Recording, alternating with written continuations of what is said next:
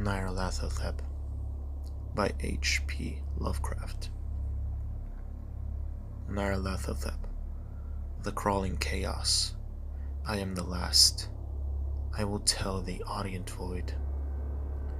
I do not recall distinctly when it began, but it was months ago. The general tension was horrible. To a season of political and social upheavals added a strange and brooding apprehension of hideous physical danger, a danger widespread and all-embracing, such a danger as may be imagined only in the most terrible phantasms of the night. I recall that the people went about with pale and worried faces, and whispered warnings and prophecies which no one dared consciously repeat or acknowledge to himself that he had heard. A sense of monstrous guilt was upon the land, and out of the abysses between the stars swept chill currents that made men shiver in dark and lonely places. There was a demonic alteration in the sequence of the seasons. The autumn heat lingered fearsomely, and everyone felt that the world and perhaps the universe had passed from the control of known gods or forces to that of gods or forces which are unknown. And it was then that Nyarlathotep came out of Egypt. Who he was, none could tell, but he was of the old native blood, and looked like the pharaoh. The fellahin knelt when they saw him, yet could not say why. He said he had risen up out of the blackness of 27 centuries, and that he had heard messages from places not on this planet. Into the lands of civilization came Nyarlathotep, swarthy, slender, and sinister, always buying strange instruments of glass and metal and combining them into instruments yet stranger. He spoke much of the sciences, of electricity and psychology, and gave exhibitions of power which sent his spectators away speechless, yet which swelled his fame to exceeding magnitude. Men advised one another to see Nyarlathotep, and shuddered. And when Nyarlathotep went, rest vanished, for the small hours were rent with the screams of a nightmare. Never before had the screams of a nightmare been such a public problem. Now the wise men almost wished they could forbid sleep in these small hours, that the shrieks of cities might less horribly disturb the pale, pitying moon as it glimmered on green waters gliding under bridges, and old steeples crumbling against a sickly sky. I remember when Nyarlathotep came to my city, the great, the old, the terrible city of unnumbered crimes. My friend had told me of him, and of the impelling fascination and allurement of his revelations, and I burned with eagerness to explore his uttermost mysteries. My friend said they were horrible and impressive beyond my most fevered imaginings, and what was thrown on a screen in the darkened room prophesied things none but Nyarlathotep dared prophesy, and in the sputter of his sparks there was taken from men that which had never been taken before, yet which shewed only in the eyes. And I heard it hinted abroad that those who knew Nyarlathotep looked on sights which others saw not.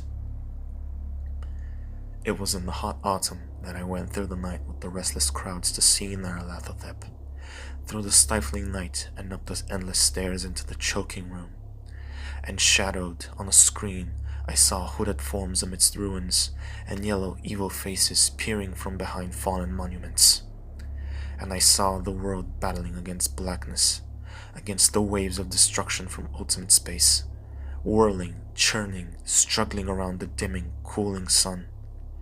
Then the sparks played amazingly around the heads of the spectators, and hair stood up on end whilst shadows more grotesque than I can tell came out and squatted on the heads.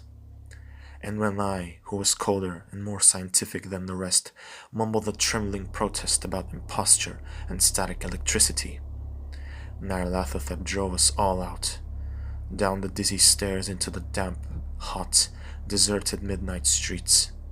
I screamed aloud that I was not afraid, that I never could be afraid, and others screamed with me for solace. We swore to one another that the city was exactly the same, and still alive. And when the electric lights began to fade, we cursed the company over and over again, and laughed at the queer faces we made. I believe we felt something coming down from the greenish moon, for when we began to depend on its light we drifted into curious involuntary marching formations, and seemed to know our destinations though we dared not think of them. Once we looked at the pavement and found the blocks loose and displaced by grass, with scarce a line of rusted metal to shew where the tramways had run. And again we saw a tram car, lone, windowless, dilapidated, and almost on its side. When we gazed around the horizon, we could not find the third tower by the river, and noticed that the silhouette of the second tower was ragged at the top. Then we split up into narrow columns, each of which seemed drawn in a different direction. One disappeared in a narrow alley to the left, leaving only the echo of a shocking moan. Another filed down a weed-choked subway entrance, howling with a laughter that was mad. My own column was sucked toward the open country, and presently I felt a chill which was not of the hot autumn. For as we stalked out on the dark moor, we beheld around us the hellish moon glitter of evil snows, trackless, inexplicable snows, swept asunder in one direction only, where lay a gulf all the blacker for its glittering walls. The column seemed very thin indeed as it plodded dreamily into the gulf. I lingered behind, for the black rift in the green-litten snow was frightful, and I thought I had heard the reverberations of a disquieting wail as my companions vanished. But my power to linger was slight, as if beckoned by those who had gone before. I half floated between the titanic snowdrifts, quivering and afraid, into the sightless vortex of the unimaginable. Screamingly sentient, dumbly delirious, only the gods that were can tell. A sickened, sensitive shadow writhing in hands that are not hands, and whirled blindly past ghastly midnights of rotting creation, corpses of dead worlds with sores that were cities, charnel winds that brushed the pallid stars and make them flicker low. Beyond the worlds vague ghosts of monstrous things, half-seen columns of unsanctified temples that rest on nameless rocks beneath space and reach up to dizzy vacua above the spheres of light and darkness.